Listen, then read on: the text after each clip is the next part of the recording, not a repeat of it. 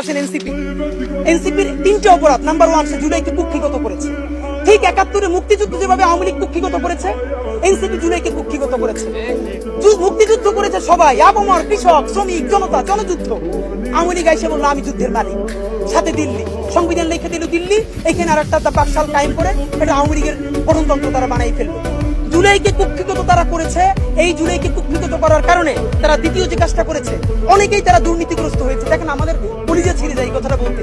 আজ থেকে 10 মাস আগে যেই ছেলেটা দেখেছি সারা গায়ে আঘাতের চিহ্ন, জুলাইয়ের আন্দোলন করতে গিয়া, সেই সব ছেলে মেয়ে মাত্র 8-10 মাসের মধ্যে কিভাবে কোটি টাকার মালিক হইতে পারে, এই চিন্তা আমাদেরও ঘুম আসে না।